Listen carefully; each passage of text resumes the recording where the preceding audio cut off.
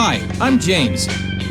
I'm a landscape designer, and I'm off to see my next client, Jackie. It's always you're anticipating, your mind's racing at what sort of things you're going to be getting into, and it's all sort of a great big ball of questions. About 6 months ago, my partner and I decided that we would move in together, so we bought this house. Along with the house came the tangled yard. Oh, who's coming? That would be yours truly. James, hi, nice to meet you. Oh, you've got Welcome. a gorgeous house here. Thank you. But I'm here for the garden. Yes, I know. Yeah. Well, come on in. This is Great. Lucy. Hey, Lucy. What's up? Lucy James. Hi, Lucy. Lucy, come on out and show us the yard. Yeah. This is Lucy's yard. Lucy, It's what do you think? Lucy says, well, it's a little overgrown. Oh, you know what, though? Right away, I think we take down that maple to open it up. I love that tree. That tree must stay. Just kidding. I love it. It's so beautiful. It's like the anchor, the focal of this whole place. Here's the first thing. Yeah. See how, you can't go 2 feet without going down a step? There's, no place to put a table. Mm-hmm. And then this area in the back Has a destination. has a different feel. You have a destination. The backyard right now is in a horrible state. It's just a giant slope. This is a very difficult backyard to gain back without spending a fortune. Now, what about, Jackie, the storage area here? Is there anything you want to talk about with that? Well, I think what I want to do is move it back. I'd like, if possible, to get rid of that space in the back. Okay. By where the wood is. We'll do it and give you that space back. Okay. Jackie's yard may not be much now, but dirty business can turn it into a usable oasis. What's going on with the property here? Whatever you guys come up with, this Japanese maple, don't even think of going even close to it. Figure something out that sort of ties in that Japanese maple and sets it off. I mean, it is the centerpiece of this garden. It really is. Because the grade is, it's kind of a wonky wave kind of feeling. Mm-hmm. Getting from this grade to this grade is going to be some series of stairs. That's the important part, getting a nice tiered transition as you work your way down. Because the grades actually create a lot of interest, just got to work them properly.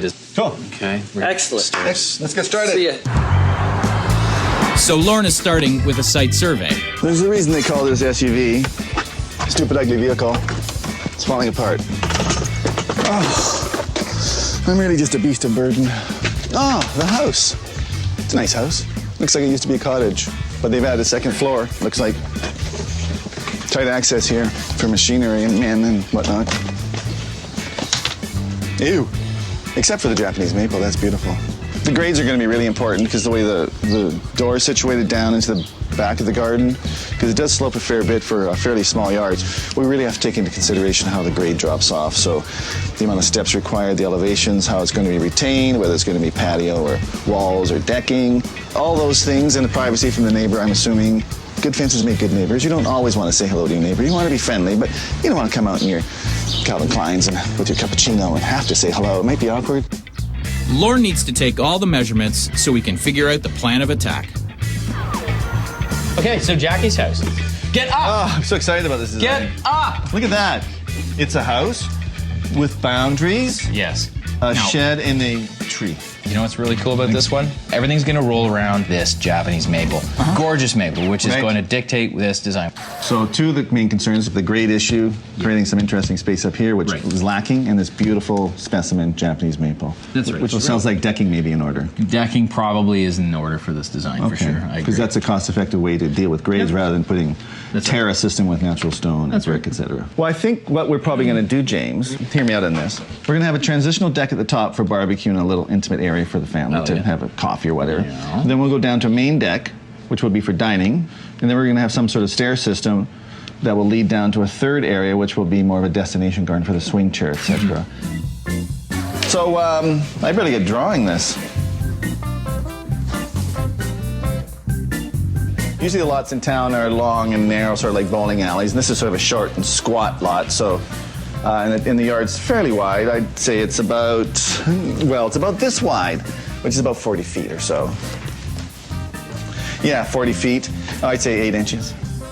The goal of any design is to make a space feel a little bit bigger than it actually is. In this case, we're using diagonals to create the illusion of size.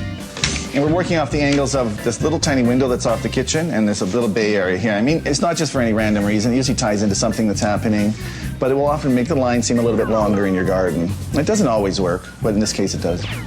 So basically the idea is to dress up the prized Japanese maple with some floating decks. But is this going to fly with Jackie? Hey, James. Oh, hello. Hi. Great to Good see to see you. How have you been? So, I've got a great garden for you. Okay, let's see. Here we are.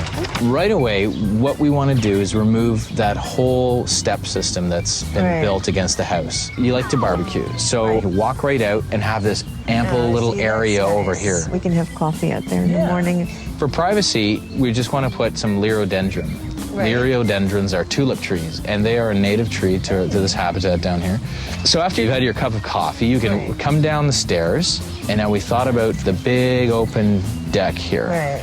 Then I want you to come right down on these large, beautiful wooden stairs. These are basically mini floating decks.